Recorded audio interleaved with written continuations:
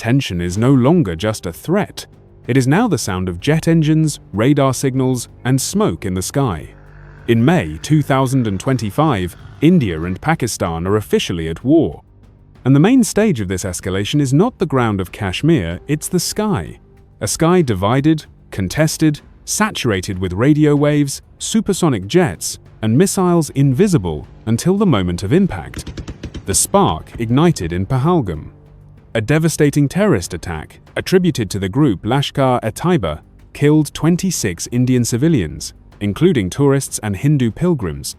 Indian intelligence, with support from Israeli intercepts and satellite images, tracked the perpetrators to training camps located within Pakistani territory. In response, New Delhi did not hesitate. On May 7th, India launched Operation Sindoor. For 23 minutes of surgical precision, Rafale jets fired Scalp missiles and AASM hammer-guided bombs at targets located in Bahawalpur, Muzaffarabad, Muridki, and even the outskirts of Sialkot. Thermal images showed targets destroyed within seconds. India justified the attack as self-defense, but to Islamabad, it was an unacceptable violation of sovereignty. The response came with fury and speed. Pakistan launched Operation Banyan-ul-Mahsus. JF-17 and F-16 fighters crossed the line of control and struck Indian forward posts in the Poonch and Rajouri sectors. Wing Loong 2 armed drones, supplied by China, were used for the first time against Indian military targets on the ground. The Awantipur base in northern India was hit by a coordinated attack with kamikaze drones and rockets, launched from multiple platforms. In less than 36 hours, what had been a rhetorical escalation turned into the most intense air campaign since the 1971 war. In the skies, India deployed nearly all its air power. Su-30MKI, Mirage 2000, MiG-29 UPG, and especially the Rafale, all conducting continuous sorties. Falcon and Netra AWACS operated around the clock, providing real-time data. On the Pakistani side, the scenario was one of concentration and precision. Eri radars mounted on Saab 2000 aircraft provided advanced air coverage, while JF-17 Block 3 fighters showed the world that their new generation could challenge much more expensive adversaries. In 3 days, over 140 air missions were carried out by both sides.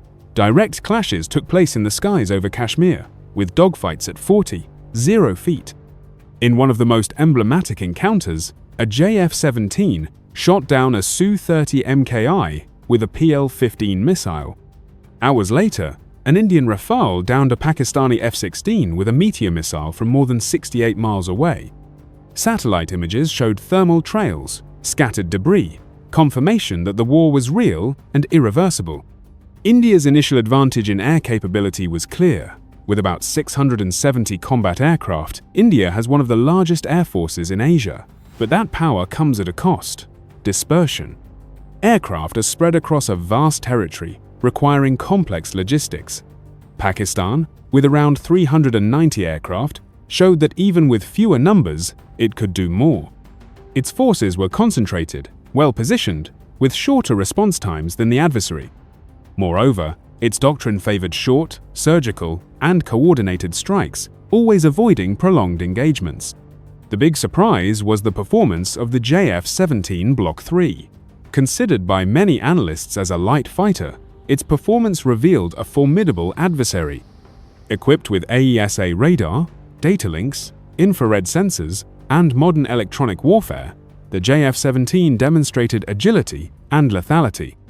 On several occasions, flying in formation under Eri coverage, Pakistani fighters were able to intercept Indian aircraft before even being detected. But the Rafale changed the game. Its passive sensors, AESA RBR-2 radar, and integration with AWACS gave India an unprecedented level of situational awareness.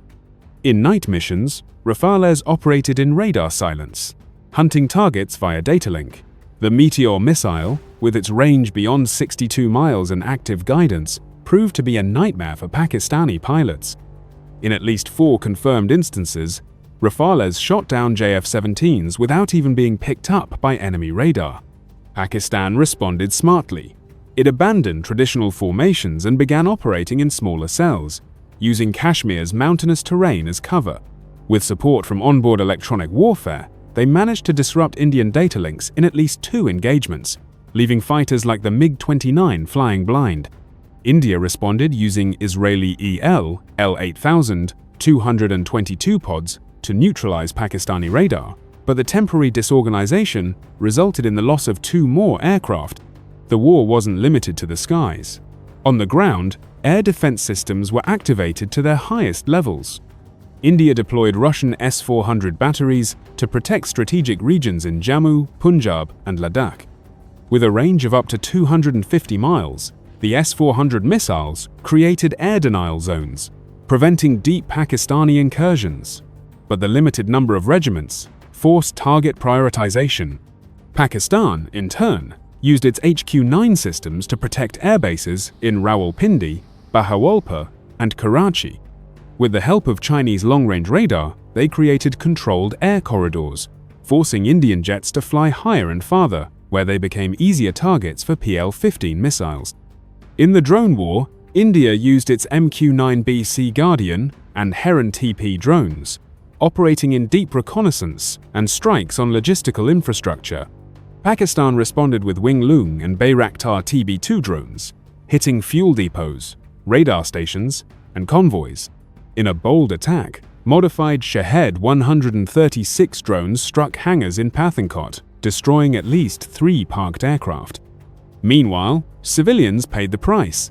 Sirens blared in cities like Srinagar, Jammu, Rawalpindi, and Lahore. Missile and aircraft debris fell over villages. Schools were closed, hospitals evacuated. The war zone expanded beyond bases and military targets. A Babur missile launched from Pakistan mistakenly hit a railway station near Amritsar, killing 9 civilians. India responded with strikes on logistical support camps in Pakistan's Punjab province. Leaders on both sides hardened their rhetoric. The Indian Prime Minister declared the response would be proportional, decisive, and continuous until the threat is neutralized. Pakistan, in turn, stated that any attack on its sovereignty will be met with full force. Behind the scenes, the human factor became central. Indian pilots, trained with Western forces and experienced in networked warfare, demonstrated superiority in coordination and execution of complex missions. Pakistani pilots, focused on close-range combat, excelled in dogfights. On several occasions, the deciding factor was individual courage and the ability to improvise. In one widely reported episode, a Pakistani pilot managed to return with a damaged JF-17 after shooting down a Su-30MKI in mid-combat. At night, the war took on a different tone. Fighters with night vision, infrared sensors, and surveillance drones filled the dark skies. Pakistan conducted surgical strikes on Indian logistics depots, hitting targets with precision. India responded with coordinated attacks using Harop drones and Israeli Harpy loitering munitions, which destroyed Pakistani radars at the Muridka base. Losses mounted on both sides. Satellite use increased. ISRO provided real-time imagery to the Indian Air Force. Pakistan, with Chinese support, received orbital data on Indian movements. This created a war of eyes in the sky. Camouflage, fake movements, and simulated takeoffs became common strategies. Each side tried to deceive the other's sensors, creating a psychological and technological war that demanded split-second decisions. Even as an air war, the conflict began to approach the limits of escalation. Both sides activated nuclear alert protocols. Emergency meetings in New Delhi and Islamabad discussed preemptive strikes on ballistic bases. The world held its breath. The United States sent RC-135 reconnaissance planes to the region. China mobilized forces in Xinjiang. Russia remained silent but accelerated the delivery of spare parts to both forces. In recent days, fighting has slowed. Both sides are exhausted. India maintains technological superiority but faces logistical bottlenecks. Maintenance officers are working in 20-hour shifts. Pakistan shows signs of fatigue. Its air-to-air missile stockpiles are near depletion. Its most experienced pilots are either injured or out of action. Still, the will to resist remains. As the bombs continue to fall and the radars keep spinning, the original question returns with more force: who will win? India has more jets, more strategic depth, more allies. But Pakistan has focus, cohesive doctrine, and the ability to adapt quickly.